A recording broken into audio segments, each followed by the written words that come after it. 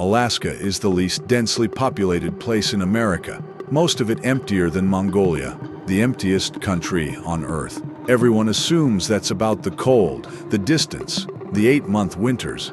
Here's what the cold never fully explains. For 12 years, a killer used that same emptiness to hunt women in the wilderness outside Anchorage.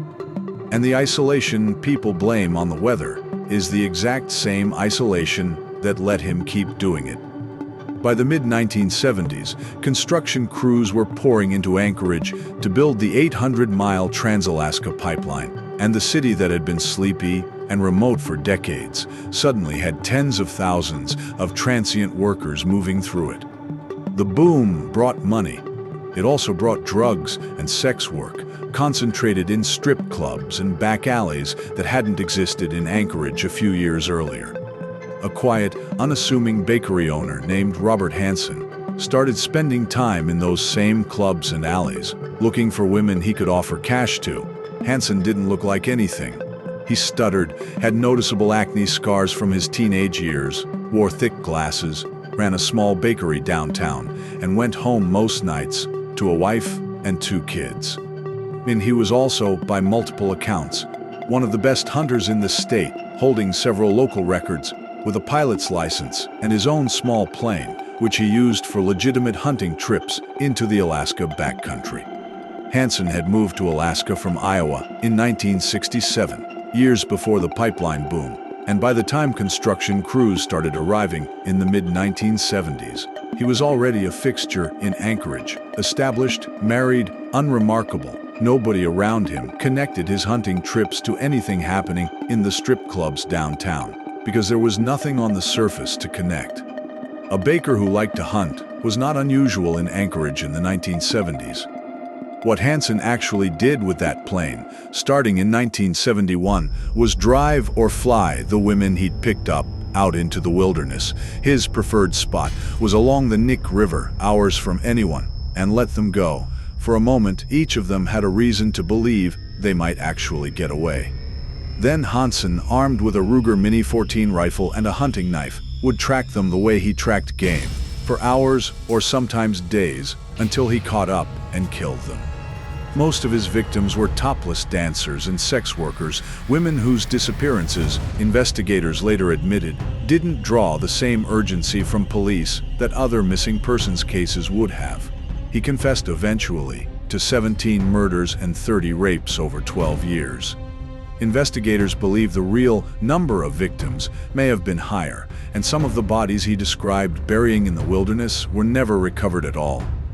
Here's the part of the story that has almost nothing to do with the wilderness at all.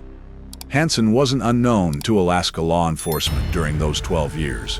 In 1971, the same year his killings began, he was already convicted of assault with a dangerous weapon after abducting a woman at gunpoint.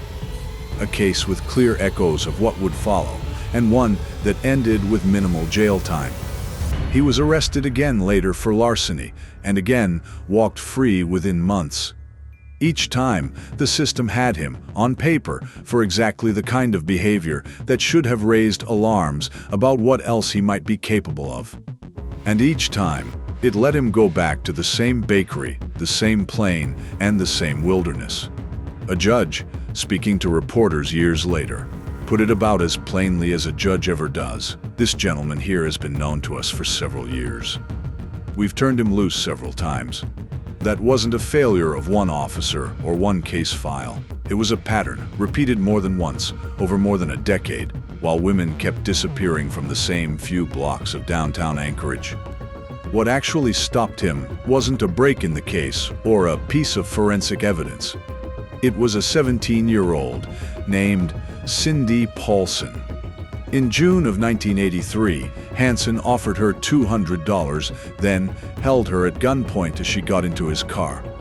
He drove her to his house, chained her by the neck to a post in the basement, and calmly took a nap on the couch nearby while she stayed there, unable to leave. When he loaded her back into his car and headed for the airport, the same routine that had ended in death for at least 17 other women, Paulson managed to get free as he was walking her toward his plane, running until she flagged down a passing truck on the highway. She told police everything in detail, and for the first time, someone Hansen had targeted was alive to describe exactly what he'd done to her, in a way no court could dismiss. When investigators finally searched Hansen's house, they found an aviation map tucked behind the headboard of his bed, marked with small X's across a wide stretch of Alaska wilderness. Each X was a body. Hansen later cooperated with authorities to help locate the remains in exchange for a plea deal that let him avoid 17 separate murder trials.